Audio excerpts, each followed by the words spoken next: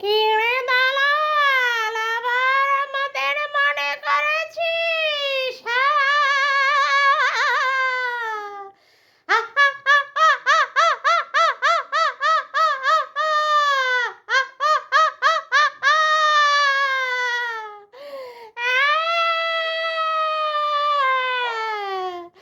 এবার তোকে ছাড়বো না। আবার আমাদের মনে করেছিস? এবার তো তোর গাল মটকে খাবো। এবার তো তোর ঘাড় মটকে খাবো রে দালাল। তোর ওই শুটকি মার্কা হাড় চিবিয়ে চিবিয়ে প্রচন্ড মজা পাবো, প্রচন্ড।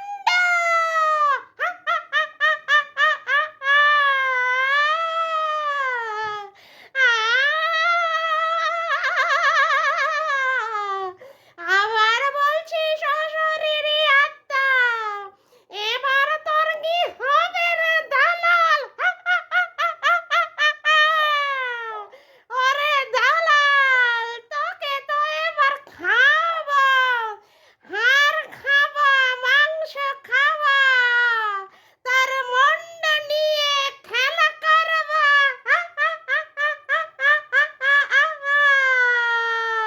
এই তোমরা শুনতে পেলে?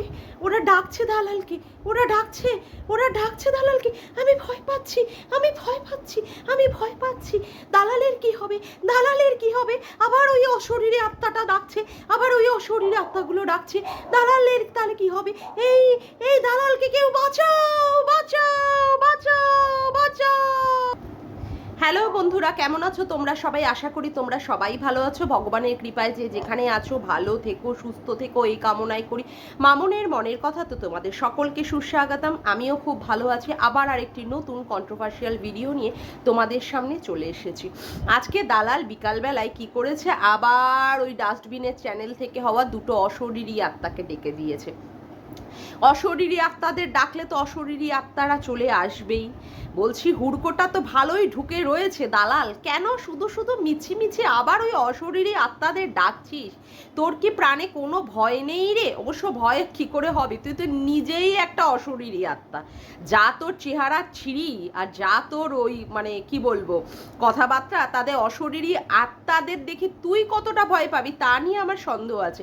কিন্তু তোকে অন্ধকারের মধ্যে দেখে অশরীরী আত্মারাই ভুলে যাবে, তাদের নিজেদের পেহচানই তারা ভুলে যাবে, এটা আমি ডেফিনেটলি শিওর করে বলতে পারি। বুঝলি কি না? শুধু শুধু বাঁশকে তুই নিজের কাছে ডাকছিস। বাঁশ তো রয়েছে ঝাড়ে, তোর ঝাড়ে তাকে থাকতে দে। তুই যে কেন আবার নিজের পেছনে বাঁশকে বারংবার বারংবার ডাকছিস আমি ঠিক বুঝতে পারছি না। দেখ তোর হুড়কোটা আরো কোথায় কোথায় কিভাবে আরো মানে ঢোকাতে চাইছিস সেটা তুই ভালোভাবে নিরূপণ কর। আমার কিছু বলার নেই বাবা, তোর যেটা ভালো বুঝবি তুই সেটা করবি। কিন্তু যে ব্যাপারটা নিয়ে একটা কেস চলছে সেখানে আবার তুই সেই ব্যাপারটাকে নিয়ে আবার অবশ্য দীপ্তিদিকে খোঁচা মেরে মেরেই তুই কথাগুলো বলছিস। দীপ্তিদি আমার থেকে যথেষ্ট সাবলীল। দীপ্তিদি তাকে মানে তোকে সুন্দর করে গুছিয়ে দেওয়ার জন্য একদম দারুণ ওস্তাদ, একদম গুরুদেব লোক। আমি তো ওনাকে সত্যিই আমার মানে গুরু মা বলে মনে করি। ওনার কাছ থেকে অনেক কিছু শিক্ষণীয় আছে। দেখ তোকে ভালো করে সুন্দর করে গুছিয়ে পাটে পাটে পাটে পাটে দেবে কোন। এবার আসি আমার মূল কথা। আমি দুপুরবেলা একটা পয়েন্ট মিস করে গেলাম, সেটা হচ্ছে তুই কি বললি যে এই যে সন্দীপ মাংস আনতে গিয়েছিল ওই বৃষ্টির দিনে। হ্যাঁ মাংসই তো মনে হয়, হ্যাঁ রবিবারের কথা বলছিস। মাংস আনতে গেছিল, সেখানে ও কি দেখিয়েছে ও একটা কাজের জন্য বেরিয়েছে। কেন কাজের জন্য? আরে চুলো মুলো চান্টু মান্টু খাবে তাই না? তোকে বলে গিয়েছিল অবশ্য, না হলে তুই কি করে জানলি বল? তুই বলছিস যে যা কিছু সন্দীপ কিনতে যায় সব কিছু আমাদের কাছে দেখিয়ে দিয়েছে। বলছি যদিও ওর ব্যক্তিগত কিছু কাজের জন্য যদিও বেরিয়ে থাকে, তার মানে কি ও চুল্লো কিনতে গেল সেটাই তুই মানে করছিস? আসলে মনে হয় তোদের বাড়িতে এই ধরনের কালচার রয়েছে বৃষ্টির দিনে। হ্যাঁ বৃষ্টির দিনে এই ধরনের একটু টান্টু মান্টু একটু লাল লাল জল খেয়ে, হ্যাঁ একটু মস্তিতে ভিজে টিজে আজ দিল হে পানি পানি করে করে গানগুলো গাওয়ার খুব মনে হয় তোদের বাড়িতে চল আছে। ওই জন্য তুই অবলীলাক্রমে বলে দিতে পারিস যে সন্দীপ চুল্লু খাচ্ছে। বলছি কি যে এমনিতে তো হুড়কো ঢুকে আছে, বারংবার এই সমস্ত মিথ্যার ফলস কথাবার্তাগুলো বলে, ভিডিওতে যেগুলো দেখা যায় না সেই কথাগুলোকে বলে কেন বারংবার হুড়কো নেওয়ার চেষ্টা করিস? আমি তো এটাই বুঝে পাই না, কেন বারংবার এই সমস্ত হুড়কো নেওয়ার চেষ্টা করিস? অবশ্য তুই বললি বটে যে কেউ তো আমরা দেখিনি যে গামলাকে পেছন থেকে এসে ওর বয়ফ্রেন্ড এসে পিং পং করে টিপেছে কিনা। হ্যাঁ শোন, ব্যাপারটা হচ্ছে যে পিং পংটা ওই রকম করে সামনে এসে কেউ দেখায় না যে পিং পং করে টিপছি। গামলা তার নিজের কমিউনিটিতেই দিয়ে বেরিয়েছে যে সে যার হাত ধরে বেরিয়েছে সে তার হাতটা ধরবে বলেই বেরিয়েছে। তুই মনে হয় বারংবার ভুলে যাস, আসলে কি বলতো, তুই লোকের পিছনে এত পিন্ডি চটকাতে থাকিস না, তার জন্য আসল পয়েন্টগুলোই তুই মিস করে যাস, যেগুলো আবার আমাদেরকে তোকে মনে করাতে বারংবার আসতে হয়, বুঝলি কি না? এই যে গামলা যে ঘনায় যায়, মাঝে মাঝেই যে সে ঘনায় যায় এবং ওর গলার ভয়েসটাও যে ওখানে প্রকাশিত হয়েছে, এটা একদম প্রমাণিত। অবশ্য তুই এখন এআই অ্যাপের কথা বলবি, যে এআই অ্যাপ তুই ব্যবহার করে রিম্পার এগেনস্টে তুই পর্ন সাইটে একটা আইডি খোলার চেষ্টা করেছিলিস ওয়াইটির দাদা ভাই আর তুই মিলে, যেটা তোরা আবার খুব ভালো এতে সিদ্ধহস্ত, সেজন্য তুই খুব সুন্দর করে বলে দিলি না না না না ওটা একদমই গামলার গলা না। আবার গামলাকে দেখা গিয়েছিল ল্যাটার বাড়িতে বসে শীতকালে দোকানদারি করতে একটা হলুদ রং শাল গায়ে দিয়ে, না না না না এটা তো এখন গরমকাল, তাহলে গামলা শীতকালে কি করে ওদের বাড়িতে দোকানদারি করলো? তার মানে এটাও মিথ্যে কথা, যেইগুলো গামলার সম্পর্কে দেখা যাবে সেইগুলো সবই মিথ্যে কথা। বরঞ্চ তুই কি করবি, তুই অন্য লোকের নামে মিথ্যা কথাবার্তাগুলোকে, অ্যালিগেশনগুলোকে যেগুলো চালিয়ে দিবি সেইগুলোই হচ্ছে সত্যি কথা, বুঝলি কি না? যেমন তুই এখন সন্দীপের এগেনস্টে চালাচ্ছিস। আচ্ছা, তারপরে ব্যাপারটা কি হচ্ছে, আবার যেটা দেখা গেছে, যেটা ও যখন গামলা যখন তীর্থ ভ্রমণের নাম করে ওর ঠাম্মি মা তারপরে বৌদির সাথে যখন গেল ওই গোনাই কাকা টাকাদের সাথে, তখন যে ওই বাসের মধ্যে, ভরা বাসের মধ্যে যখন ল্যাটাকে দেখা গেছিল পিছন থেকে ক্যামেরা ধরে দিচ্ছে আর উদ্দাম মানে কি বলবো, উদ্দাম নাচ হচ্ছে, উদ্দাম কি তার মানে সেই মানে নাচ গানের কি মানে আসর, ওরে বাপরে বাপ, ভূয়সী প্রশংসা না করলে হয়ই না। এত মানে এই মানে ঠাকুমা, গামলার ঠাকুমা এমনিতে কোনো জায়গায় সিঁড়ি টিড়িতে চড়তে পারে না, উঠতে পারে না, কিন্তু খুব সুন্দর করে কিন্তু কোমরটা নাচিয়ে দুলিয়ে নাচ করতে পারে। অবশ্য তুই তার ব্যাখ্যা দিয়েছিলিস, কেন বয়স হলে কি নাচা যায় না? হ্যাঁ অবশ্যই বয়স হলে নাচা যায়, নাচবে না কেন, কিন্তু আবার সিঁড়ি টিড়িতে চড়ে আবার ঠাকুর দর্শন করতে পারে না, এটাই হচ্ছে মুশকিল। তার জন্য আবার গামলাকে কি কিনতে হয় বলতো, পটি চেয়ার কিনতে হয়। মানে ঠাম্মা তো মানে পটি করতে অসুবিধা হয় না, হাঁটা মানে উঠবস করে না, এমনিতে উঠবস করে চলতে ওনার অসুবিধা হয়, হাঁকতে অসুবিধা হয়, নাচতে আর অসুবিধা হয় না, যাই হোক সেটা পরের কথা। হ্যাঁ সেটা বড় কথা নয়, কথাটা হচ্ছে যে সেইখানে যখন গামলা তার বয়ফ্রেন্ড ল্যাটাকে নিয়ে গেছিল, সেটা কিন্তু তুই অস্বীকার করতে পারবি না, বুঝলি কি না? যেটাকে দেখা গেছে সেটাকে আর কি করে অস্বীকার, ওখানে তো ফেকের কোনো ব্যাপারই নেই। হ্যাঁ ফেকের কোনো ব্যাপারই নেই, যেখানে ওই ভদ্রলোক বাসের মধ্যে থাকা কোনো এক ভদ্রলোক সেটাকে শ্যুট করে দেখিয়ে দিয়েছে। তা এত কিছু প্রমাণ থাকা সত্ত্বেও তাহলে কেন লোকে বলবে না বল, গামলার জলে ল্যাটা খেলে, এটা কেন লোকে বলবে না? আর গামলা কি এমনি মানে ল্যাটার কাছে গেছে মানে কোনো কিছুই তার কাছে না পাওয়ার জন্য? তাহলে এতদিন যখন সন্দীপ কিছু দিচ্ছিল না, তাহলে কি করে তাহলে সন্দীপকে ছেড়ে সেই ল্যাটার কাছে গেল, সেই যদিও সেই জিনিসটাই ল্যাটার কাছ থেকে না পায়? তুই কি লোককে বোকা বানানোর চেষ্টা করছিস? পিং পং মানে করবে কি না, মানে এমনি দাঁড়িয়ে ওই রামকৃষ্ণ সারদার মায়ের মতো করে থাকবে বলে ল্যাটার কাছে গেছে গামলা? শোন, তুই লোককে আর মানে এতদিন তো বোকা বানিয়ে এসেছিস, বোকা বানাতে যে তুই কত বোকা বানাচ্ছিস, তুই মানে লোককে বোকা বানাতে সাথে কিন্তু তুই নিজেই বোকা হয়ে যাচ্ছিস। এতগুলো কেসের হুড়কো তোর পিছনে এসে ঢুকছে, সেটা তো তুই মানে কি বলবো বারংবার পিছনে নিয়ে ফেলছিস। আচ্ছা এটা গেল। তুই আজকে অবশ্য সীমাদির সম্পর্কে বললি যে সীমাদি তোকে বারংবার বলছে পতিতা, তুই এবার বললি পতিতার বাচ্চা। বলছি এখন যদি তোর মা বাবাকে টেনে লোকে যদি কিছু কথা বলে, হ্যাঁ তখন কিন্তু তোর প্রচণ্ড পরিমাণে মানে গায়ে জ্বালা ধরে যাবে। যা বলছিস জলহস্তি ওই অবধি তাও তো বলতে পারি, বলি যে ঠিক আছে বল, সেখানে পতিতার বাচ্চা করে কাউন্টার করবি আর এ ধরনের করবি। আর সীমাদি বলেছে অবশ্য তোর এগেনস্টে স্টেপ নেওয়া হবে। বলছিস তুই আবার কি বললি, তোর কাছে টাকা নেই, শুনবে তোর কাছে লোকে শুনবে? তুই যখন এত মিথ্যে কথাবার্তাগুলো অ্যালিগেশন লোকের উপরে আনতে পারছিস, সেখানে তোকে লোকে কেস দেবে না, তোর টাকা না নেই বলে লোকে কেস করা বন্ধ করে দেবে, মানে লোককে কি আবার তুই পাগল ভাবছিস আর আবার লোককে তুই বোকা বানানোর চেষ্টা করছিস।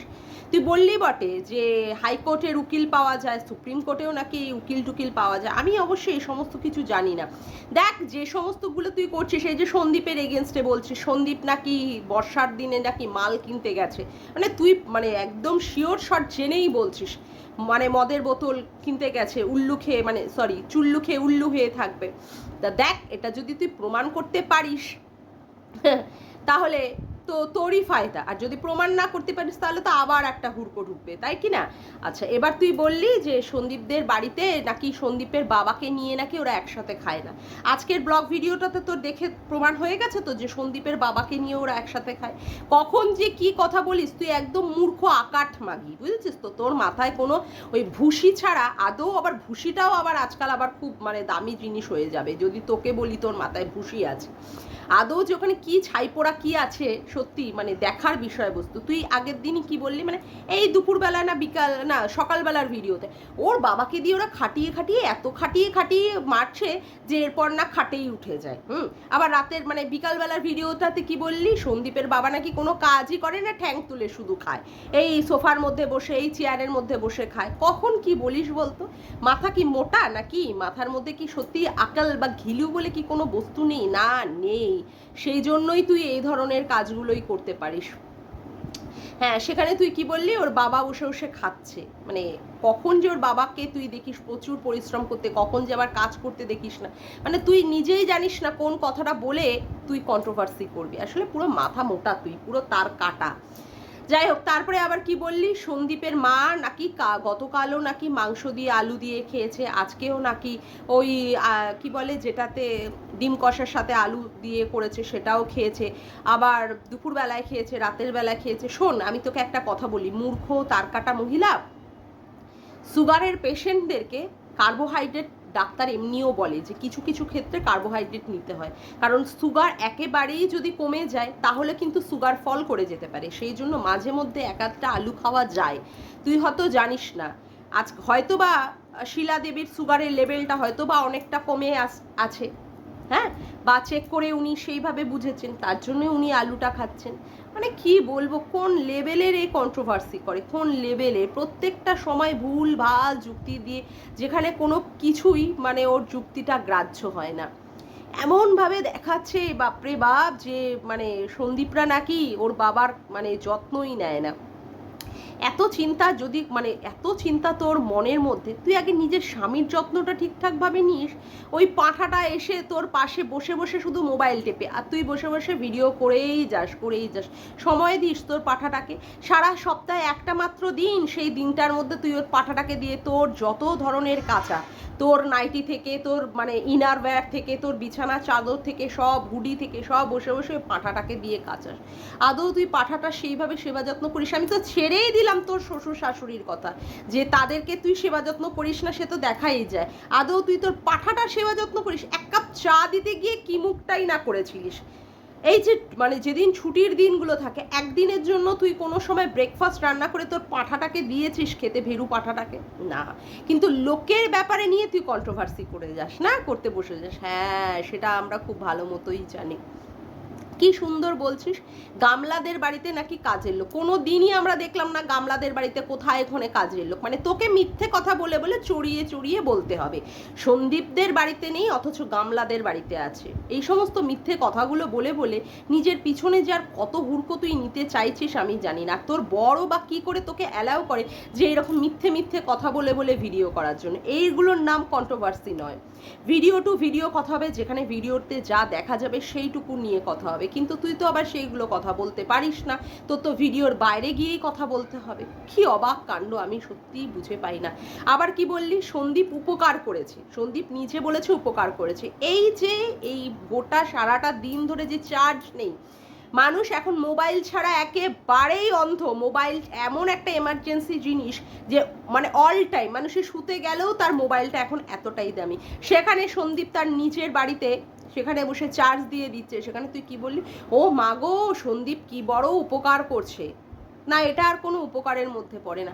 তুই কোনো সময় লোকের কোনোদিন উপকার করেছিস? তোর বাড়িতে কোনোদিন আমরা দেখেছি যে তুই কোনো মানুষকে একটা উপকার করে তুই দেখাতে পেরেছিস ক্যামেরার মধ্যে করে? তুই তো পাড়ার কারোর সাথে তোর সখ্যতা আছে সেটাই দেখাতে পারিস না। তুই পাড়ার কারোর সাথে সখ্যতা আছে সেটাই দেখাতে পারিস না, অথচ সন্দীপ যে লোকের মোবাইলগুলোকে চার্জ দিয়ে যে উপকার করে দিচ্ছে সেই উপকারটাই তুই মানতে পারছিস না। কত বড় একটা ছ্যাঁচড়া মহিলা তুই, আমি সত্যি ভেবে অবাক হয়ে যাচ্ছি। কত বড় ছ্যাঁচড়া মহিলা তুই, কত বড় অসভ্য মহিলা হলে এই ধরনের কন্ট্রোভার্সি করে। তোর নিজের বাপ মাকেই তুই উপকার করছিস দুটো, যে হ্যাঁ এই যে আমার বাবাকে উপকার করলাম বা শ্বশুর শাশুড়ির উপরের উপকার করে দিয়ে আসলাম, সেটাই তুই করতে পারিস না। অথচ তুই বড় বড় কথা বলতে বসে যাস। বলছি কি, তোর বাড়িতে কাজের লোক রাখিস না কেন রে? যাতে করে কাজের লোকের মাধ্যমে তোর ঘরের কথা, তোর স্বামী স্ত্রীর মধ্যেকার কথা বার্তা কাজের লোক জেনে গিয়ে পাড়ায় চাউর করবে বলে, পাড়ায় রুটিয়ে দেবে বলে তার জন্য কাজের লোক রাখিস না? তোর তো এমন কিছু ইনকাম কম না, মানে এই যে ইউটিউব বা কন্ট্রোভার্সি করে তোর এই দুটো চ্যানেলের মাধ্যমে তো ভালো টাকা ইনকাম হয়, সেখানে কেন রে তুই লোক রাখিস না? হ্যাঁ, যাতে করে তোর ঘরের কথা, তুই যে কত বড় একটা দজ্জাল মহিলা, তোর বরের ওপরে যে তুই কিভাবে অত্যাচার করিস, বরটাকে তো পুরো টেকেন ফর গ্র্যান্টেড করে রেখেছিস, একদম পাঠা বানিয়ে রেখেছিস, এই সমস্ত কথাগুলো জেনে যাবে, ওই জন্যই তুই কাজের লোক রাখিস না। ওই জন্য ওপরের কাজের লোকের সাথে সখ্যতা রাখিস, ওপরের ওই যে আছে তাকে দিয়ে দিয়ে তোর কাজকর্ম করাস। কারণ কি বলতো, ওপরের খবরগুলো তুই জানতে পারবি। যেমন করে তুই আজকে বললি যে ওই যে উজ্জ্বলদের বাড়িতে, মানে কণিকাদের বাড়িতে ওরা কাজের লোককে দেখায় না, কারণ কাজের লোককে দেখালে কাজের লোক আবার পাড়ায় গিয়ে ওদের কথা বলে দিতে পারে না, ওদের একটা তারপরে আবার তুই কন্ট্রোভার্সি করবি ওদেরকে নিয়ে যে হ্যাঁ ওদের বাড়িতে কাজের লোক আছে, অমুক আছে, তারপরেও কণিকা দেখায় কাজ করছে, এই জন্য করতে মানে ওরা দেখায় না। আসল কারণ হচ্ছে তুই এই কারণের জন্যই কাজের লোকটা রাখিস না। কেন বলতো? তোর কথাগুলো সব জেনে যাবে কাজের লোকেরা। তুই যা মহিলা, বাপরে বাপ, নমস্কার, কি দেখেছে তোর শ্বশুর শাশুড়ি তোকে বউ বানিয়ে নিয়ে এসছে, ওরে বাবা রে বাবা, একদম মানে ওপর কা লেভেল কা তুই, ওপর মানে অনেক টপ লেভেলের মাল তুই, বুঝলি? বলতে বাধ্য হলাম, বাপরে বাপ। দেখ, সন্দীপ যদি তোর পিছনে গোজে না বাস, তোকে কিন্তু প্রমাণ করতে হবে যে বৃষ্টির দিনে ও মাল কিনতে গেছিল, তুই কিন্তু সেটার জন্য রেডি হয়ে থাক।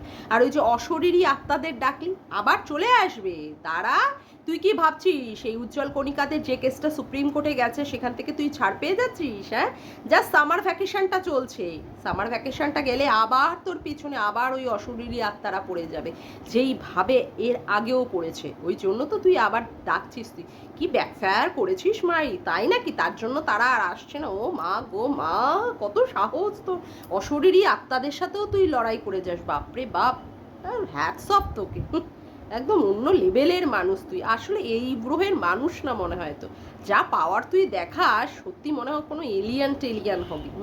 অবশ্যই বলতে বাধ্য হচ্ছি, হবি। যাক গিয়ে, আজকের মতো ভিডিওটা আমি এখানেই শেষ করলাম। আমার ভিডিওটা যদি তোমাদের ভালো লেগে থাকে তবে অবশ্যই একটি লাইক করো, কমেন্ট করো, শেয়ার করো, আর চ্যানেলটিকে বেশি বেশি করে সাবস্ক্রাইব করে রেখো, আর অল নোটিফিকেশান বেলটিকে অন করে রেখো এরকম নতুন নতুন ভিডিও পাওয়ার জন্য। আজকের মতো আসি বন্ধুরা, আবার দেখা হচ্ছে একটি নতুন ভিডিওর সাথে। Bye, tata.